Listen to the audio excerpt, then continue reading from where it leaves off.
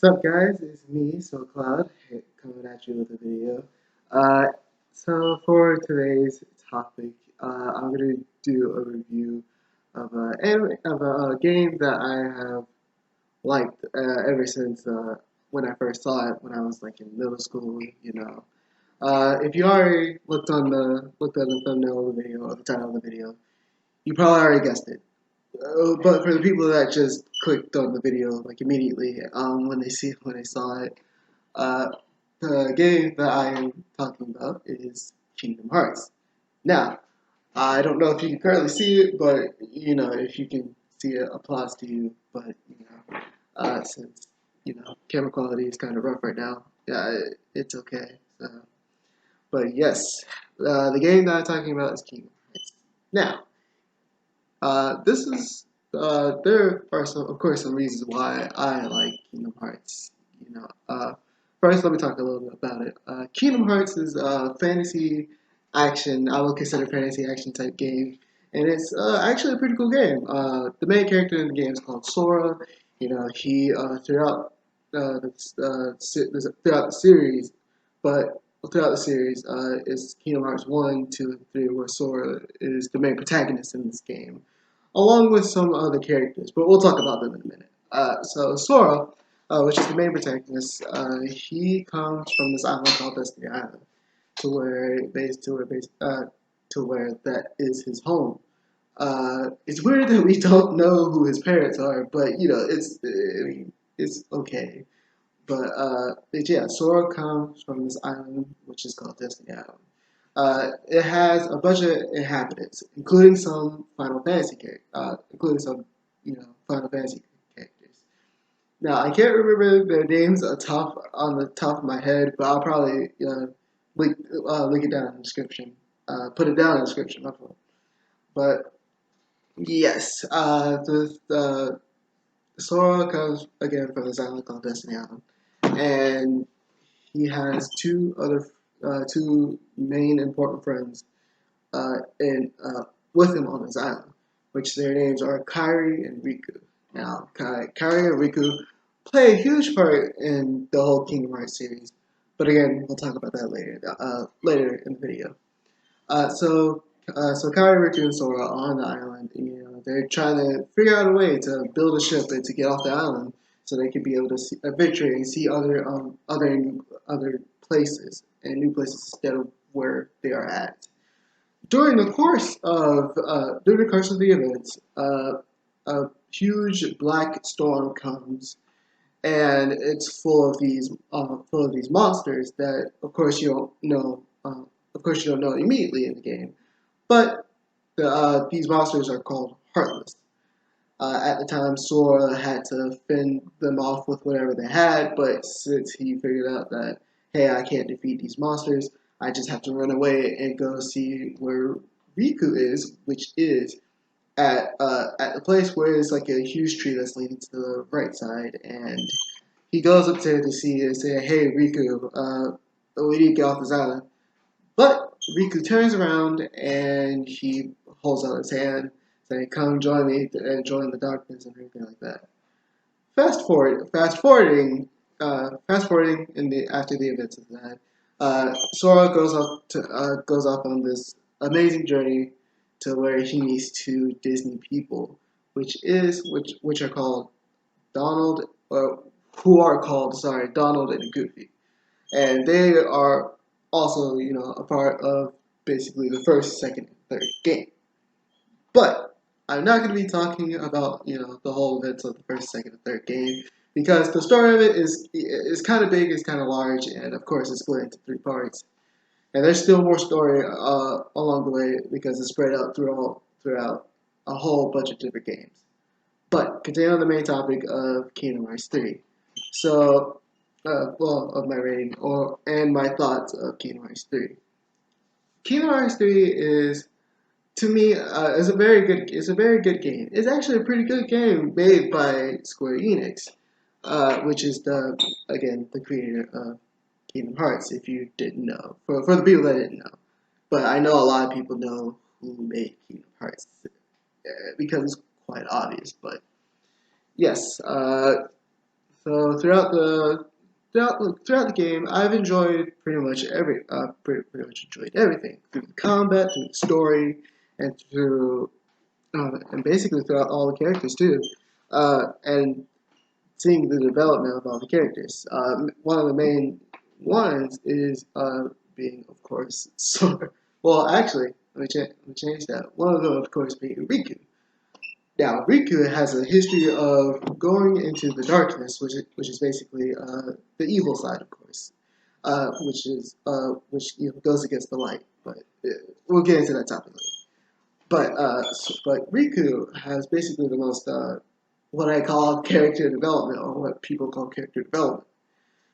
Throughout the throughout most of the games, Riku has had this battle with the darkness to where it kept controlling him, to where eventually where it had him in control of an enemy in the first Kingdom Hearts game named Ansem, which is basically the main antagonist of that game. Throughout the story, he's gone through this battle. He's tried to change so he could be able to go to the light, and he eventually did it in Kingdom Hearts Dream Drop Distance, to where he is now a Keyblade Master. I'll get into Keyblade Masters later on in the video. But Riku has now changed over to good. He has he is on the side of light, and he has now changed to being the main not to being the main protagonist, but to be a good guy in one of the seven lights. Now I may have gotten the name wrong, but it is what it is. But yeah, and I think that's a really good character development, to where even though he has struggled with the darkness that he was dealing with inside of him for very, very long times, throughout like multiple games, he has struggled with the darkness, to now turning himself into a good guy. Not saying that he wasn't a good guy throughout all those games, but throughout this game, he really showed everyone that, hey, he is a good guy, and like he has changed over to the side of light. And I thought that was a pretty good thing to see. But that's character. But that's my pretty much reaction. Well, not reaction, but that's pretty much my review of the one of the characters that I think was very good to talk about. Another thing to talk about is the gameplay. The gameplay is pretty good. Like, a lot of people really didn't like the gameplay at first, because it didn't really show the old aspects of some of Kingdom Hearts 1. Actually, change that. Sorry, Kingdom Hearts 2, to where it had it was new, but it still kept the old stuff for Kingdom Hearts 1. And but to me, Kingdom Hearts 3 had pretty good mechanics, and I really enjoyed going through and playing the game with the parkour mechanics that Sora has, and to be able to have the ability to run on walls, to traverse through many parts of the map or the world through using parkour, which can be indicated by the sparkly things that appear on the item or on the place of where it's at. And I thought that was a pretty interesting and cool thing. And it also adds a new feature. Which is it's called like the Disney something. I've forgotten that too. I'll probably put that in the description too as well. But that's also a pretty cool feature too, which I think adds a lot to the game. Throughout the whole game, and going through the story, it was pretty. It was, again, I say, it's a pretty interesting story to see some plot lines come together, and to for the players to make sense of what is going on. Again, Square Enix and of course Kingdom Hearts leaves us at some. But what happens next? Or they leave some plot lines that has not yet been finished. I don't want to spoil the game. I don't want to spoil the game, of course, obviously. I'm just giving, some of my reviews and like the summary of what is happening without spoiling the game. But again, through the story, it's really interesting to see some characters that you get to see again, and some of the worlds, and some of the characters that you play in the game as well. And again, I thought that it was I thought it was a pretty interesting story, and even though it leaves us at a sense of wondering for where they left off in the game, and again, it's Square Enix logic, Kingdom Hearts logic. It's very convoluted, and there's a bunch of timelines going all over the place, and there's a bunch of timelines that newer players that are coming to Kingdom Hearts, especially newer players that are playing Kingdom Hearts 3 and don't know the whole exact story of what is going on, will get confused, and that's totally understandable.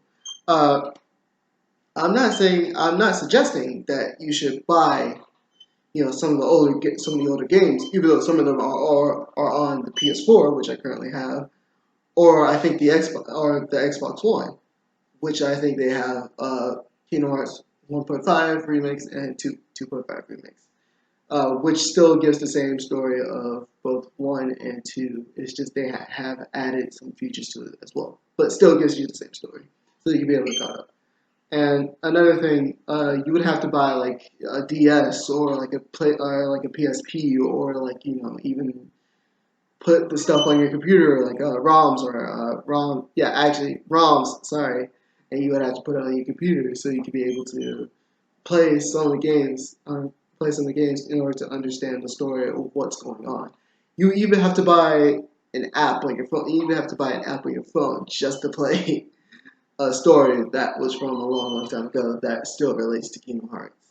That still relates to the Kingdom Hearts lore. But if you want to do that extensive research, yeah, just look it up, and yeah, that's fine. But if you want to play it, then you might need to invest in some of those things in order to get the whole story and stuff. But still, you can look it up on on the internet. I think pretty much any internet site has the whole story basically together, and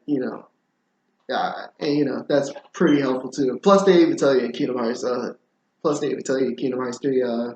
They give you like a little summary of some of the stories, so you can have a grasp and understanding and knowing of what is happening at the current point in time, which is quite helpful for Square Enix to do. So even if you buy Kingdom Hearts 3, you have that option for you. Now, back to my rating of Kingdom Hearts 3.